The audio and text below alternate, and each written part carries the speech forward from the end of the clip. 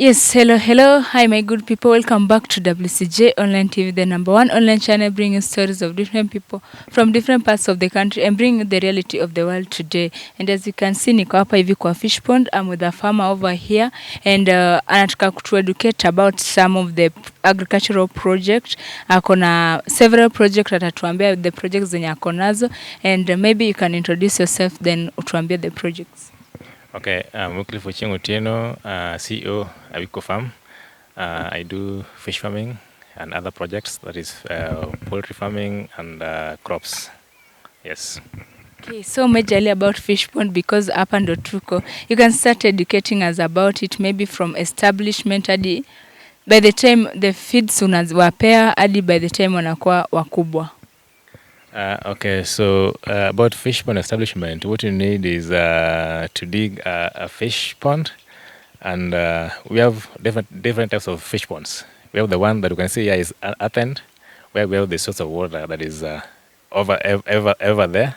And then we can have a raised pond where you have the like a fish liner. I mean the pond liner, and also you can have a pond in a dry area. You also use a pond liner. Now in this one here, this is earthen. We have a source of water around, so it fills it up. Now in digging a fish pond, you don't have to go that deep. Maybe about the knee high. The knee high is good because depending on the type of fish that you want to keep or you want to farm. In this case, this is tilapia. Is a shallow water fish because it swims on top. Now, what else about fish pond that I need to say? The feeds they given to the fish. Oh, we have like the feeds. We have two types of feeds for the fish. In this case, for tilapia, we have the starter mash for the young ones, and then we have the finisher mash, the ones that for fattening. Yeah, so in this case, at this time, I use the starter mash because they're about 1 month old. Yes. They grow. Do you sell them out to the market or it's just for subsistence use only? This one is a little bit bigger. It depends on the number of fish that I have. Now I have 1,000 fish inside here. That can't be for subsistence. It's a lot. So, being that they grow together for about 6 months, I sell them to the external market. So now that the fish, the tilapia over here are 1,000. Are you sure that by the time they grow, they will still be 1,000 or kuna wenye watakuwa wamekufa? Of course, there must be mortality, and also in water we have other creatures. Yeah. So, at the fingerling level, I can't say that there will be 1,000. Yeah, some must have been eaten up, or some maybe died during the transportation. Yeah, so after 6 months, we shall know how many fish we have. According to your approximation, because this is not the first fingerlings you are keeping, how many can survive? Maybe if all factors are favorable, then maybe 10% mortality. So that's about 900. About the water, so it's an underground, like no water is replaced. Maybe it just comes underground from underground. Yeah, we have in this pond, we have an inlet and an outlet. Yeah, though I block that during the sunny season so that the water can stay here. So it's a fresh water. We have water coming in and water going out. Yeah. Okay, so maybe you can also tell us about which market do you get for your fish? Are there already markets or unahasolia market sana? I want to say that right now we have the online or I can say WhatsApp. It gives us easy time to market our products. So when I'm harvesting, I just post that I'm harvesting tomorrow, and then I just receive phone calls for bookings. Yeah. So what if someone else wants to book? Maybe after 6 months the fingerlings wamegrow wamekuwa wakubwa, and someone else mwenye ayuko within your budget anaweza taka kubook. Can someone find fish, like kuna mtu or demand iko high, so you can't extend the market. Yeah, with marketing, you have to be open. And if you have enough fish, then just give it to who is ready, because what you need is money. So who will pay you first? Yeah, that's very important. So maybe you'll tell us how we can get you if we finish. We are still going to the poultry farm. Then you can tell us how we can get you if you need fish or even the poultries. Okay. For now, you can maybe advise a farmer mwenye anataka kuanza fish farming. I would say that basically agribusiness saizi is a key source of income. So mwenye akona maji, you are more advantaged. Chimba fish pond, weka samaki. Unaperu chakula, after 6 months ukuna samaki na ukuna pesa. So it's something that any person can do so long as you have water. Okay, thank you so much. So now tunaweza enda kwa the poultry tuone venye kuko huko.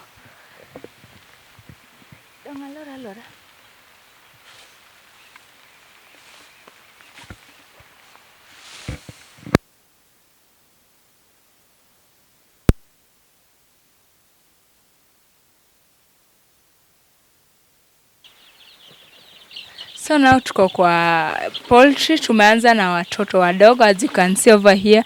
Anataka kutuambia ni wangapi hapa hivi and the way anawa feed and their management venye iko.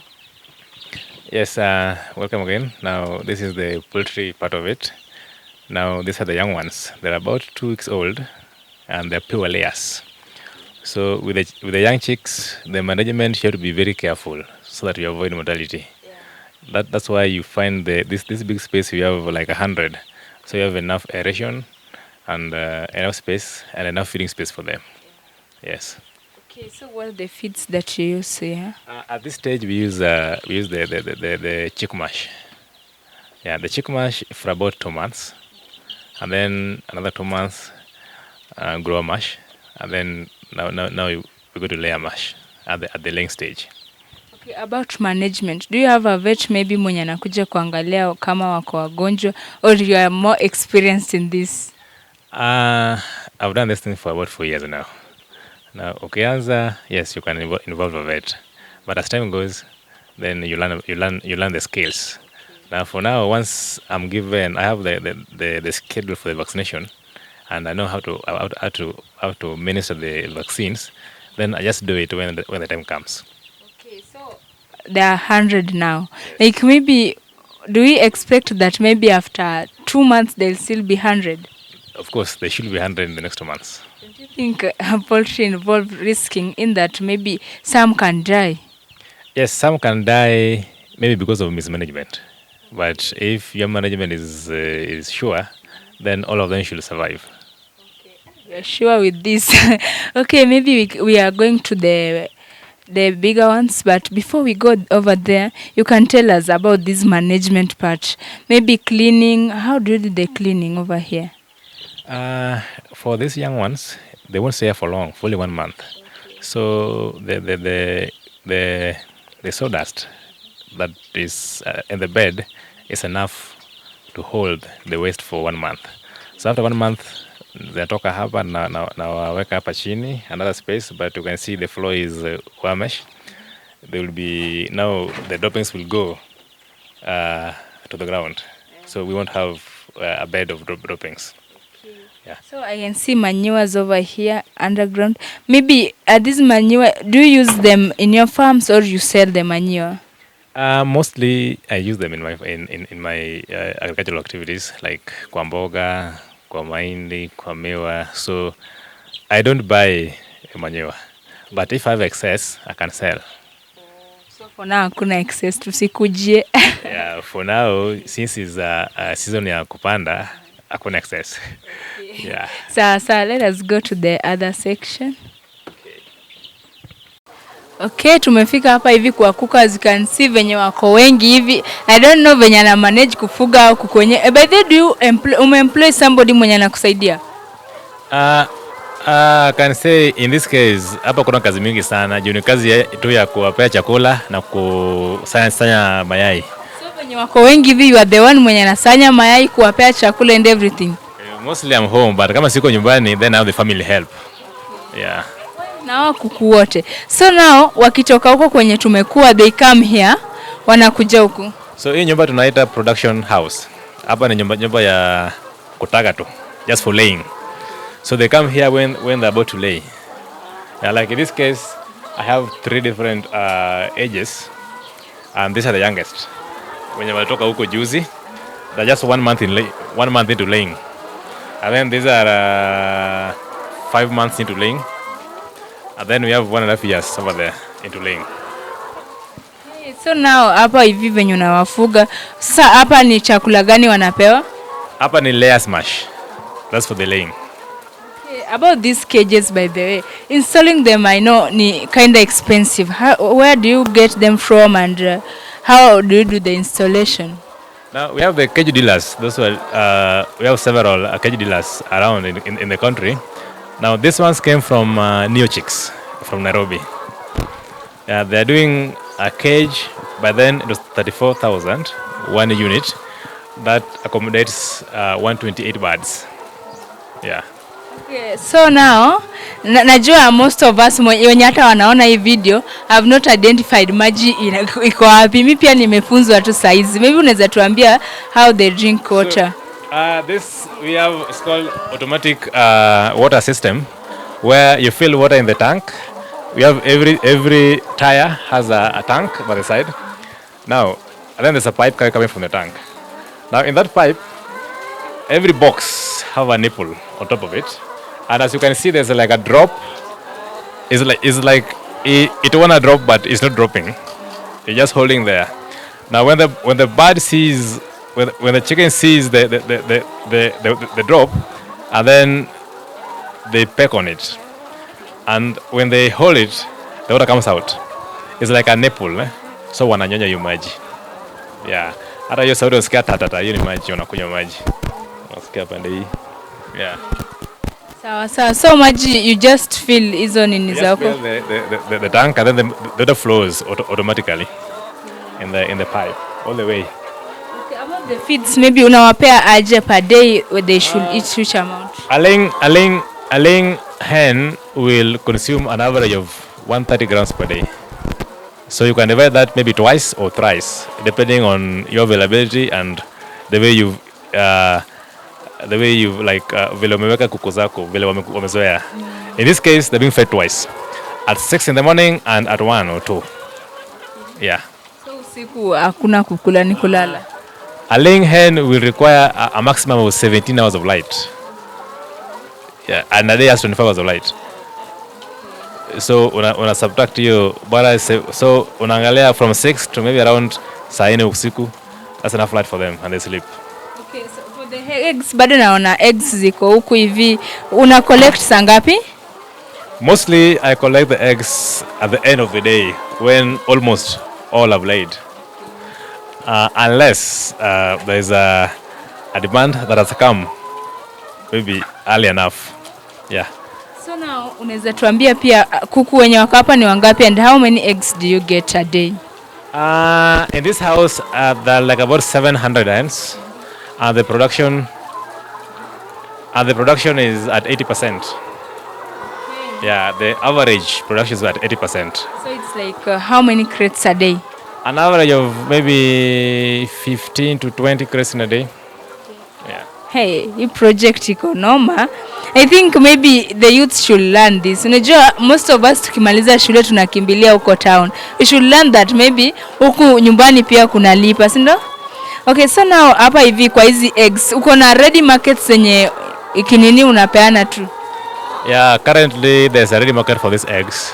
Zinatoka na after collection they're sold. Yeah, and it's at farm gate. Yeah.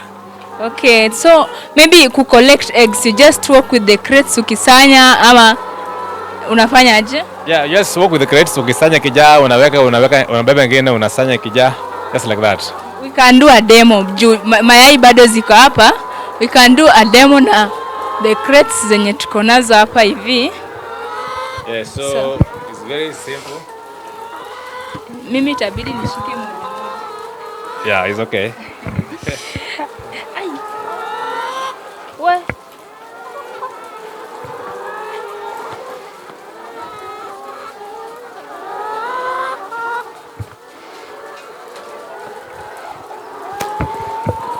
Una collect tu randomly ama there's a... Oh, okay.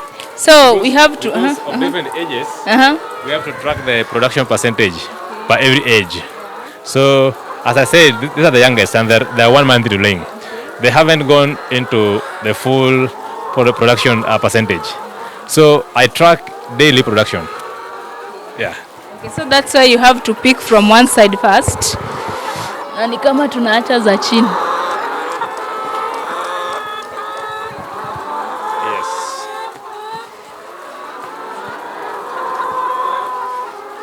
So guys, already tuko na crate moja hapa hivi tushasanya and there are more crates ashasema hapa 15 and above. So unajua crates ziko mingi hapa za kusanywa. Maybe by there if they need eggs mnaweza kuja huko Awiko farm for those in ini Moroni sub county. This is Songo is in Chemalel ward in Moroni sub county. Yeah. Tafuta Awiko farm is no, hata sisi tumekuja hapa tumeambiwa tu Awiko farm iko pale. So by that tukimalizia, I was talking about the youths tukimaliza shule watu nakimbililia town and we don't embrace agriculture. Na naona ume embrace agriculture. So nini ilikumotivate? We have what you call interest and passion. So as I was growing up in my high school, I wanted to do something that is like self-employment, let me say that. Now, in the current situation, agribusiness or agriculture has taken the lead for self-employment. I also had passion in poultry, and I got a chance to experience a farmer who's doing pure poultry, and this farmer had like about 80,000 birds. And being in that farm for 1 year, it gave me that interest and motivation and experience. So like you worked in a poultry farm before you started yours? Let me say it was like an intern. Yeah. Okay, so you are in a poultry farm, that's why you ulikumotivate kuanza hii kazi. Yes. Okay, maybe unaweza tuambia how does poultry pay? Ina pay aje? Poultry is also management. When you do proper management, you get high production, and then it pays well because you must buy the feed ndio ikupe mayai. Yeah. Kama hujalesha vizuri hutapata mayai. So let me say generally just management. Yeah. So this egg after you collect, where do you place them then ndo unazinini? So after collection, I take them to the store. I have a store over here.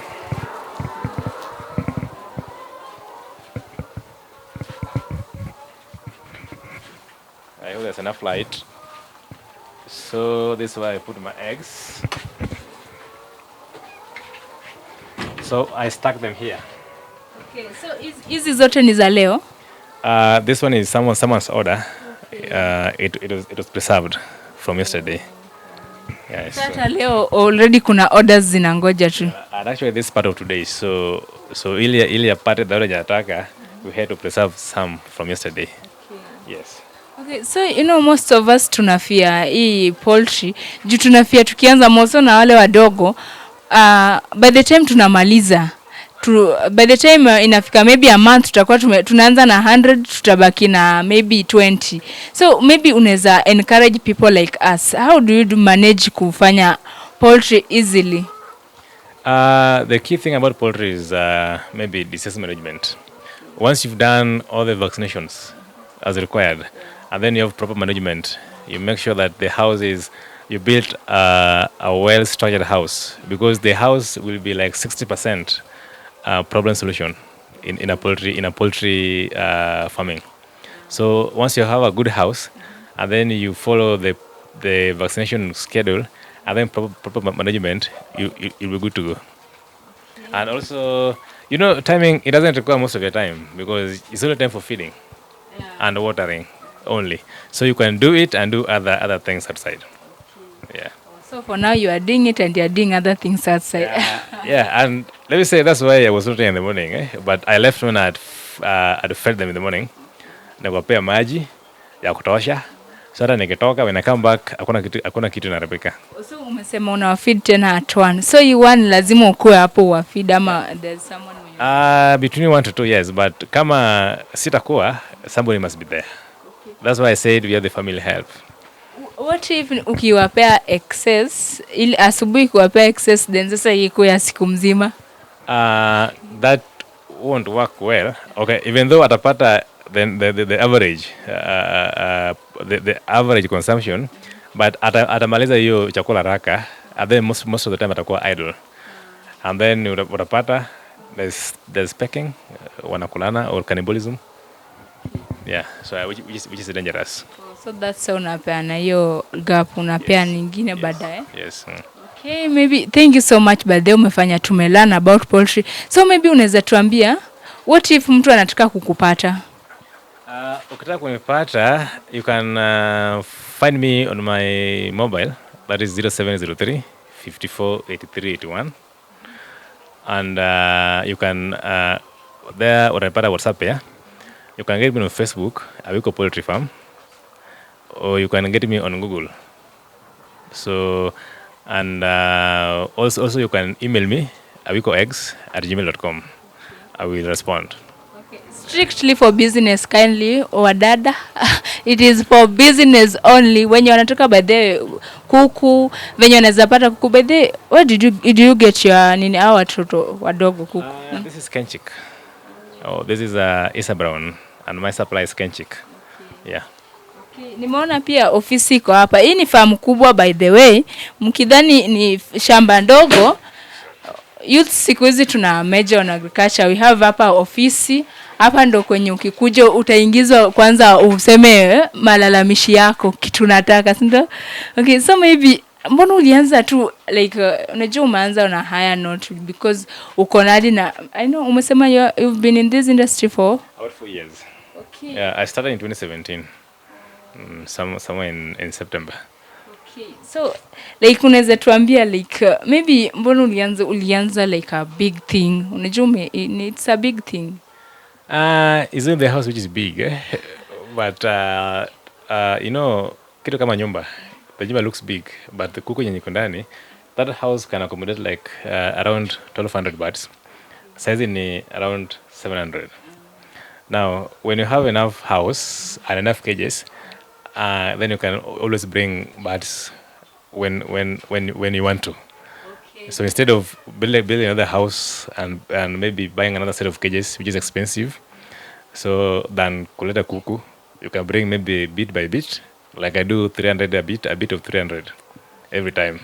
Maybe the thing I forgot, maybe sasa nasikia kuku wakisha grow au the layers wakisha grow wao wanaacha kutaga. How do you do, unafanyaje hao wenye washaacha kutaga? A layer has a lifespan of about 2 years. So akishafika hapo, once the production has gone low, below 60%, then that's a loss to the farmer. You sell them as X-layers. X-layers ni kuuzia wenye wanakula. Mostly you can sell to maybe functions. Yeah, mostly functions. So like maybe ukisell sina ni kama you just sell at a throwing price juu ziko na market. There's a high demand for X-layers. Oh, I've never known about that. Najua watu wanataka vienyeji. And a bird goes for about maybe at least 400 or 500. Which for you, see, is not a loss kuuza at 400 or 500. Of course, it's not, because it's giving you the profit from the eggs. So we call that an extra income. Yeah. Okay, thank you so much. Maybe the last thing yenye unaweza fanya, I will give you a chance to advise youths out here. Tumeenda huko hivyo Nairobi, tumejaza Nairobi, we are hustling when there is a bigger portion huku nyumbani. Maybe you can give us some advice. The advice I can give to the young people: going to school is very important, yes, because you need knowledge to think and to do things. But going to school doesn't guarantee employment. Sasa sisi wenye tuko nyumbani, if we have land, that is a very important factor of production. We can use it instead of going to hustle in Nairobi, where you spend money every day and you have space at home. Why don't you start something at home in agribusiness? be it poultry, be it any other thing, or tomatoes, or whichever other skuma. And then we have market for that. Because what you need is money at the end of the day. And what can I give that money? Uh, but I can advise people, young people, to start small and grow. Don't start big and drop. Start small, gain experience, and grow. Yeah. But naona ni kama you ulianza big. You started with this poultry thing. Yeah, this thing not big. I don't know when you say big. Because, okay, like in layers, a profitable number is an average of 300. That's a profitable number. But when you have 200, it's okay. 100 ni kujaribu tu. Okay, so ulianza na ngapi hivi? Nimeanza na 300. So I do a batch of 300 after every 6 months. Yeah. Sawa guys, mmesikia why hustle Nairobi? Kama uko na land, go back there, fanya kitu nyingine ya maana na maisha yako. By the employment si rahisi, kupata employment ni ngumu sana. You go back home. Agriculture by the ni ya kila mtu, you can apply. Some of the people walisomea agriculture and they are in Nairobi. Hata nashangaa wanafanya nini Nairobi. Go back home, fanya agriculture. It gives money, a good money by the way. Thank you so much for watching. Subscribe and hit on the notification bell because coming next is the very best. Thank you.